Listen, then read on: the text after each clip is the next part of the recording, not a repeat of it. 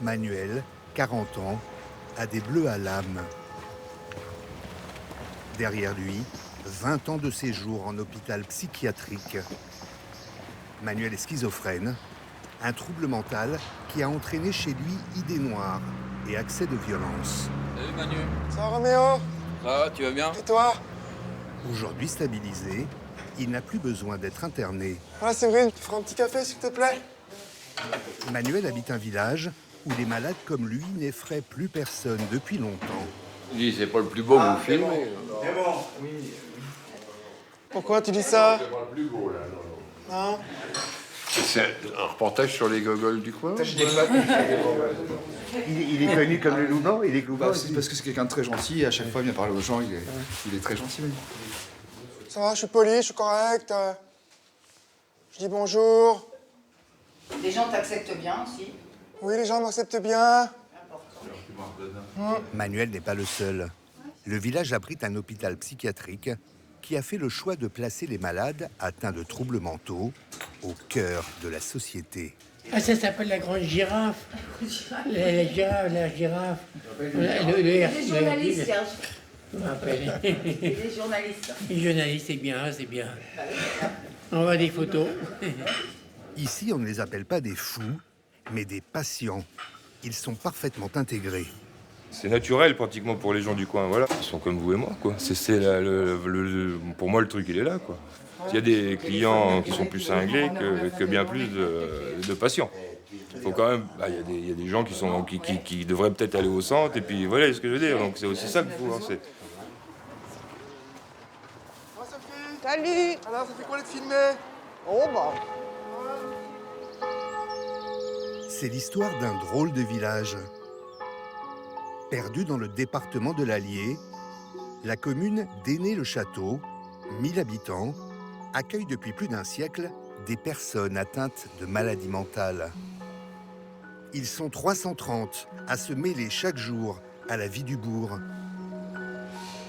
Une tradition locale, unique en France. Tout a commencé en 1900. Les asiles parisiens débordent. Les malades sont envoyés à la campagne. Ils travaillent au champ. En échange, ils sont logés chez l'habitant. Le placement familial est né. Aujourd'hui encore, à Ainay-le-Château et ses environs, 200 familles hébergent des malades atteints de troubles psychiques. Elles sont même payées pour. La psychiatrie est devenue le premier employeur à 30 km à la ronde. Sylvie Boquet était coiffeuse. Elle a arrêté son métier il y a 18 ans pour devenir famille d'accueil.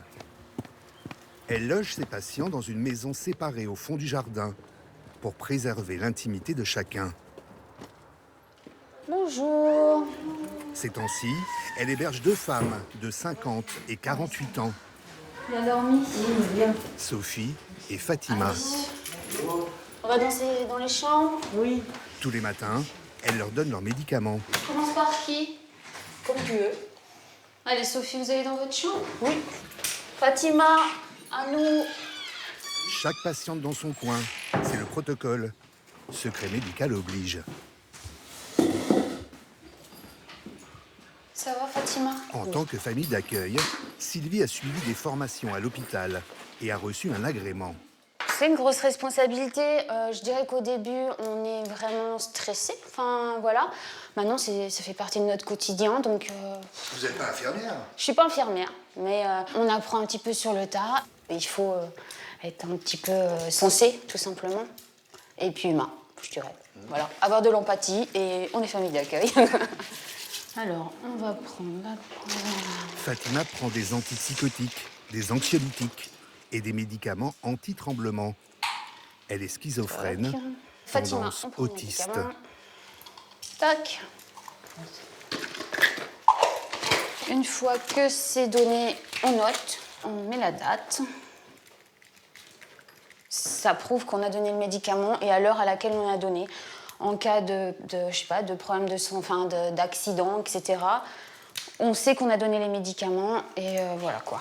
C'est une preuve, c'est le protocole, c'est comme ça. Être famille d'accueil est un vrai métier, rémunéré.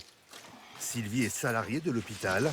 Elle touche 3 000 € net par mois pour s'occuper de 2 patientes, 7 jours sur 7. Oh, c'est du solide. Hein. Ça fait... Voilà. Tac. Les patients Ça, sont c'est logés, fait. nourris, blanchis aux frais de la famille d'accueil, rémunérés en conséquence. Cela reste une hospitalisation, mais hors les murs de l'hôpital, dans un cadre familial plus humain. Une économie pour la sécurité sociale. Un patient chez l'habitant coûte 3 fois moins cher qu'en hôpital psychiatrique.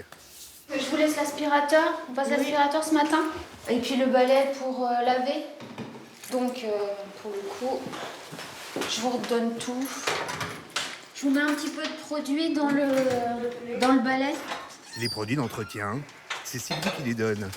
Question de sécurité. Ben, quelqu'un qui avale le produit, ça peut être dangereux. Donc, on enferme. Et puis voilà, comme ça, on est tranquille.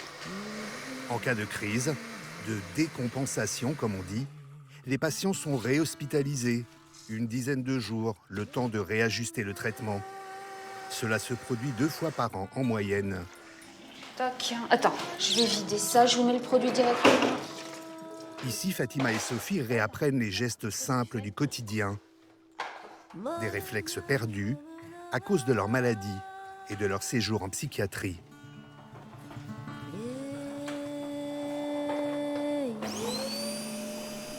Fatima a un lourd passé derrière elle. Névrose, dépression, idées noires. Originaire des cités de Montfermeil, en Seine-Saint-Denis, elle est arrivée il y a tout juste 3 mois, après plusieurs séjours en pavillon fermé. Bien que très introvertie, Fatima parvient à se confier sur son parcours douloureux. J'ai subi de la violence. Beaucoup de violence. Et c'était quoi cette violence? Cette violence, c'est mes frères qui me tabassaient. C'était parce que j'ai vécu la rue aussi.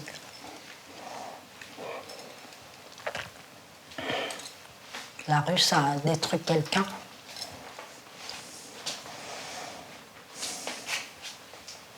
Et alors vous avez fait plusieurs séjours en hôpital, comment ça s'est passé? Ben, c'était perturbant. Hein. C'est pas la même chose qu'en famille d'accueil.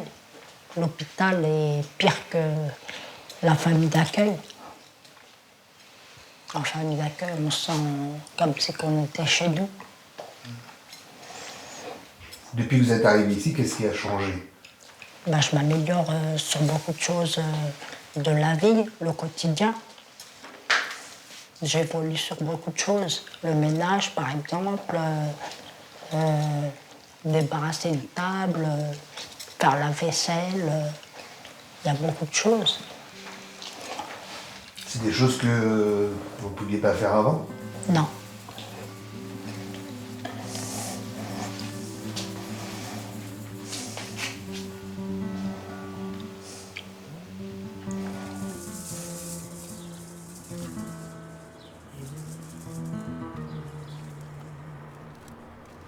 Aider les patients à retrouver une vie normale, Sophie? c'est le rôle des familles d'accueil, Donc, leur manière de Alors. soigner. Là, pareil. là pareil, pour faire la soupe, Oui. vous faites bien attention, hein, on se trompe pas. Oui. Vous oubliez pas ça. Ok. Ensuite, Oublier, c'est la vous maladie emmenez de tous les Sophie. ingrédients. 10 ans d'hospitalisation à la suite d'une profonde dépression. Elle souffre Je de vous ai mis ce qu'il troubles fallait, en mnésiques. fait. Ah, Sophie le oublie les gruyère, petites le choses sel et du le poivre, quotidien. voilà. Donc, je Changer vous de laisse linge suivre toute ou seule préparer le repas du soir. la démarche, Alors 2 fois la par recette, semaine, et puis, Sylvie lui propose un pour le repas, exercice. pour ce soir, Faire la 19 heures. cuisine, D'accord. Ça en vous va? respectant Vous avez les toutes horaires et la infos? recette. Oui. Je vous ai quand même mis un petit papier, Sophie. Oui, d'accord. Je vous le mets là, Oui, merci. où je vous ai juste mis soupe, etc. et pain de légumes et pour ce soir. Donc D'accord. là, maintenant, à vous de gérer le repas de ce soir. D'accord? C'est D'accord. bon? Oui. Donc Sophie, je vous laisse. Oui. Grâce au travail de Sylvie, Sophie est sur la voie de l'autonomie. Elle espère quitter bientôt le village pour vivre seule. Ce qui est loin d'être le cas des patientes de Madame Chartin et de son mari. Elle aussi s'appelle Sylvie. Cette ancienne vendeuse de bijoux s'est lancée il y a 3 ans. Chez elle, ambiance bed and breakfast. Donc chacun a sa portion. Pourquoi chacun sa portion? Parce que si je leur laisse le pot de confiture ou la barquette de beurre, ça fera 2 jours, quoi. Ils savent pas se limiter, donc c'est tout dans l'excès. Sylvie habite au rez-de-chaussée. Le classement est à l'étage. Tous les matins, elle monte le petit déjeuner à ses 3 pensionnaires. Bonjour. Bonjour. Petit-déj. C'est ici que vit Manuel, l'habitué du bistrot. Ça va, bien dormi? Il cohabite avec Denis, le barbu, et Damien, le plus jeune des 3, un Toulousain de 25 ans. Vous en voulez, Damien, du beurre ou pas, ce matin? Non? Merci. Merci, ça ira très bien, merci. Damien souffre de troubles schizo-affectifs et de troubles de la personnalité.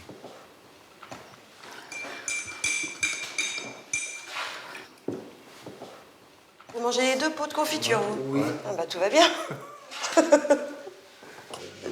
Damien est très très speed, en fait. Oui, il est très très actif. Il a besoin de bouger. Voilà, faut avoir la santé avec lui. Beaucoup de patience, parce qu'il est très très demandeur. Il est envahissant, mais après, bon, il a des super côtés. Il a un côté enfantin, il a besoin de grandir, Damien. C'est-à-dire? Là, on a l'impression qu'il est en pleine crise d'ado. Quand même. Un grand enfant de 25 ans qui collectionne les petites voitures.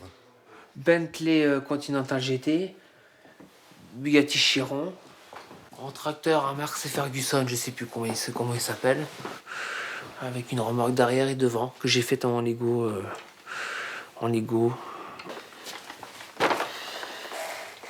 Et là, tu les laisses dans le carton. Voilà. Maintenant, ce que je les laisse dans le carton général, parce que j'ai pas envie de les abîmer. À camion pompier, j'en ai plein, Je les regarde, je les admire, on va dire. Mais je joue pas avec, je vous rassure. Ouais. Moi, non, ça m'intéresse pas, j'ai passé l'âge. J'en ai pas qu'à faire. Damien a perdu son papa à l'âge de 8 ans. Un parcours scolaire chaotique, l'école arrêtée en 6e. Il rentre en hôpital psychiatrique dès l'âge de 13 ans, loin de sa maman, qui ne peut plus gérer ses troubles. Damien souffre d'un mal profond, l'angoisse de ne pas être aimé. Pourquoi tu es entré en psychiatrie, d'après toi? Ça m'arrivait de faire des crises des fois, des crises de nerfs. Et c'était quoi comme crise de nerfs? Bah, je cassais tout, je sais pas quoi, enfin, je cassais tout. J'en faisais voir de toutes les couleurs à ma mère, si vous voyez, enfin, si vous comprenez. Tu as pu être dangereux à un moment? Ah non. Dangereux, qu'est-ce que vous appelez dangereux?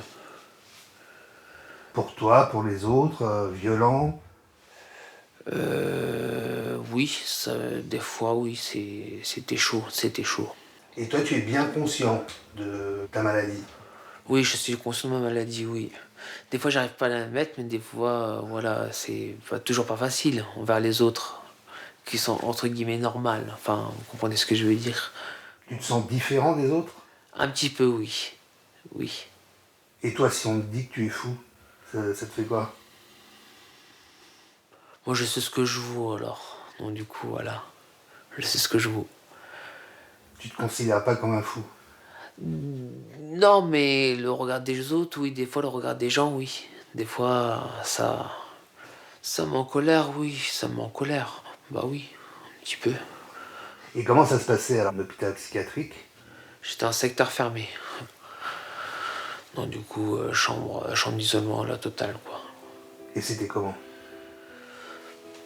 Des murs en béton, une fenêtre cassée, et un lit, et c'est tout. Voilà.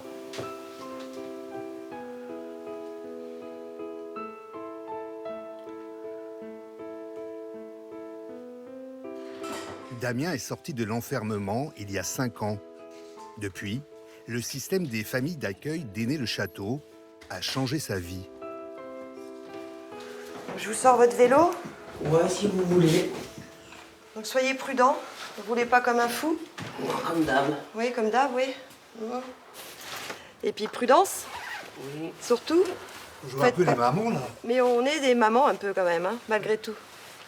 Pas des vraies mamans, mais on a le rôle un peu quand même.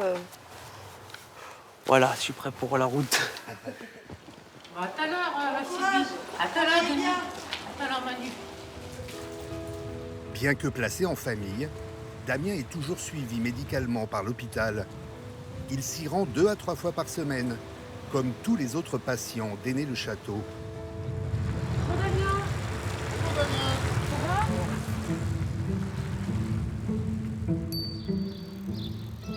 Ce centre hospitalier spécialisé dispose d'une unité de 40 lits pour les malades les plus atteints. Sur la rivière, sur la doux, Bayonne. Non, je suis amour. J'ai envie de mes amours. Il y a aussi une unité pour les patients à la recherche d'une famille d'accueil. La liste d'attente est longue, 130 demandes par an de toute la France pour 50 dossiers acceptés.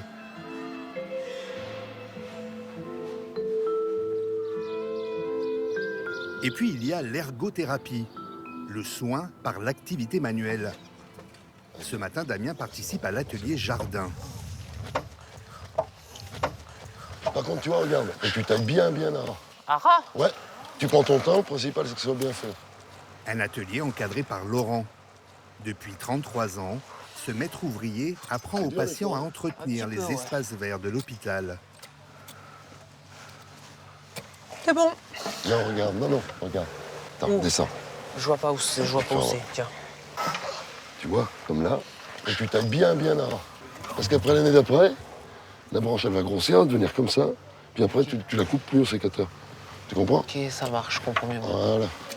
Cette activité est dispensée sur prescription médicale d'un psychiatre. En quoi c'est utile par rapport à leur... C'est pour les faire progresser quand même. Surtout, bon, les jeunes comme ça, peut-être pas j'espère qu'ils restent pas toute leur vie ici, quoi. Donc, pour qu'ils essaient d'intégrer d'autres établissements pour travailler handicapés ou comme ça, quoi. Donc, c'est à nous de les faire avancer, de les faire évoluer. Bon, alors, t'es content de toi? Je suis content, ouais, ça va. Non. Qu'est-ce que ça t'apporte? Qu'est-ce que ça m'apporte? Du bien-être. Du bien-être et être apaisé. Oublier la maladie, surtout. Voilà. T'as l'air heureux. Un petit peu, ouais, un petit peu. Encore un petit poisson dans l'eau. Alors, vous allez prendre un guide pour plier les feuilles. Se remettre au travail, c'est aussi ce qu'on apprend à Manuel, le colocataire de Damien. Comme ça? Ici, là? Ouais. Bon.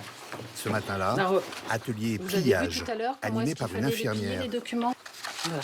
Pensez bien à maintenir avec votre main gauche de ce côté-là et vous faites glisser. Voilà. Très bien. Ouh là là. Attention. Voilà, très bien. Damien doit plier des feuilles en deux. 3000 documents administratifs. Il a 10 jours pour le faire.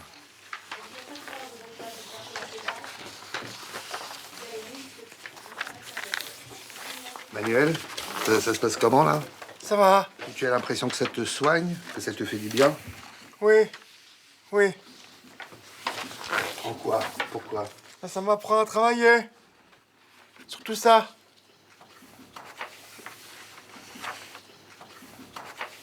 J'avais perdu l'habitude. Être productif, rentable même. Manuel a un CAP de plâtrier. Il espère un jour travailler dans un centre spécialisé pour handicapés.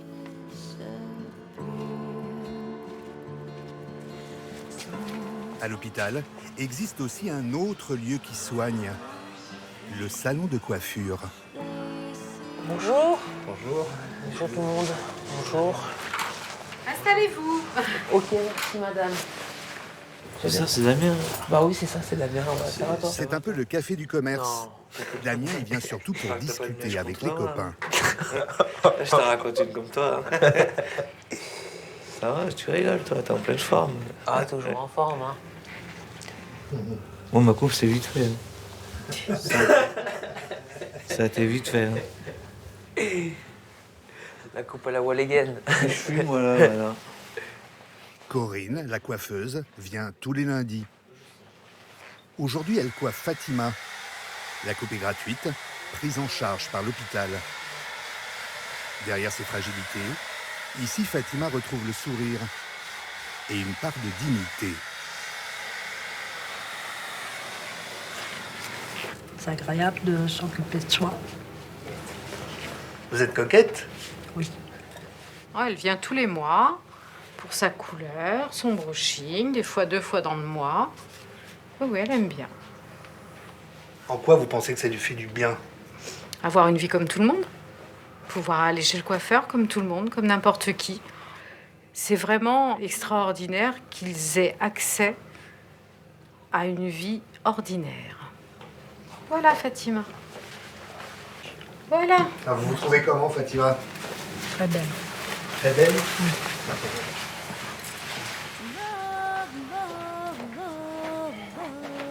Ainsi va la vie, a aîné le château. Mais le système a parfois ses limites. Les patients sont par nature des gens instables et la cohabitation avec les familles n'est pas toujours si simple. Oh. Je la prends et vous tenez le carton Oui. si c'est possible. Ça sera plus simple. Sylvie, Oui. c'est difficile de voir partir des patients? Ah on a toujours un petit passement au cœur, mais bon, on les retient pas, hein, ils sont pas prisonniers. C'est pour son bien-être aussi. Après, s'ils se sentent pas bien, voilà, vaut mieux qu'ils partent. Damien a demandé à son médecin de changer de famille d'accueil. Il en est à sa 6e en seulement 3 ans. Il ne l'avouera pas, mais chez Sylvie, Damien ne supportait plus l'autorité et les règles de vie. À la prochaine, Salut, Denis. bonne À la prochaine, hein. Ouais, à la prochaine. Prends soin de toi, hein, Ouais, mec, toi hein. aussi. T'inquiète pas. Bon, bah, ciao, ciao, hein, tout le monde, hein. Allez. Merci, Béatrice. Au revoir, Damien. Je vais prendre mon sac à dos, là, je vais Bon, voilà. Au revoir, Béatrice. Non, c'est Sylvie, pardon, Merci excusez-moi. d'être venu. Merci. Au revoir, Laurent. Enfin, Pas la bise? non, c'est interdit. En général, non, j'évite. Voilà, la limite, c'est le. Serrage de main. Serrage de main. de pince. C'est la barrière. C'est la barrière, voilà. Voilà, exactement. On se met une barrière et non, je fais pas la bise. Damien part refaire sa vie à un quart d'heure de route d'Aîné le château. Sylvie, elle, accueillera dans quelques jours un nouveau patient dans l'ancienne chambre de Damien.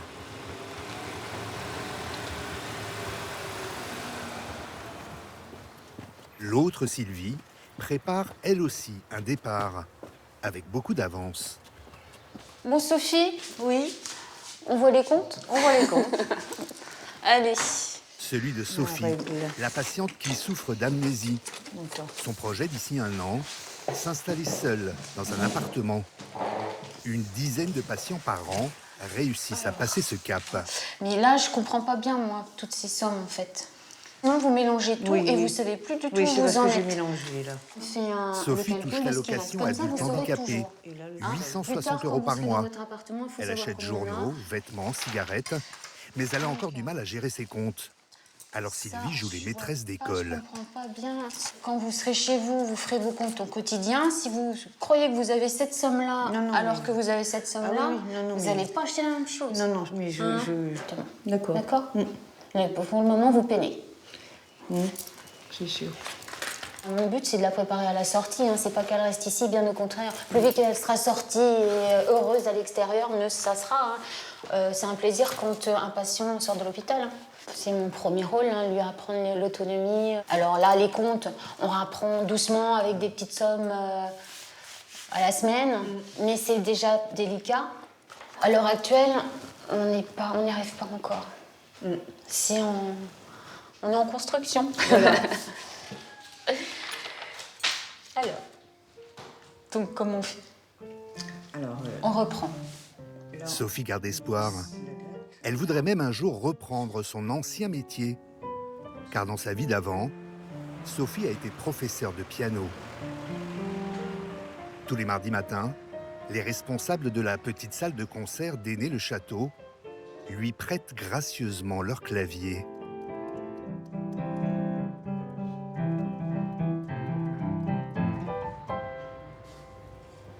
Pendant que Sophie joue, les gens de la salle s'activent au ménage. C'est son public.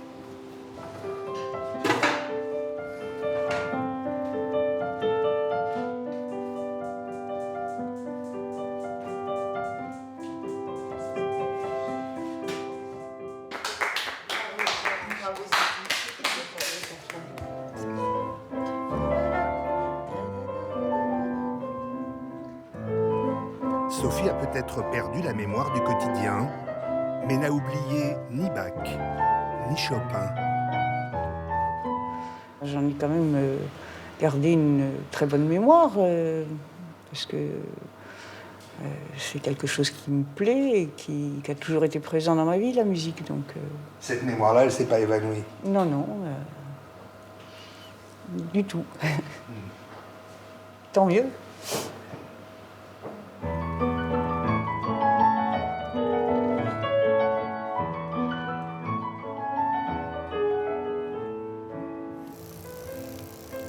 Aux dernières nouvelles, Damien, lui, s'est plutôt bien adapté à sa nouvelle famille d'accueil. À l'heure où la psychiatrie en France manque cruellement de moyens, l'hôpital à ciel ouvert d'Ainay-le-Château fait figure de modèle. Comme si ce petit village rendait les malades mentaux fous de bonheur.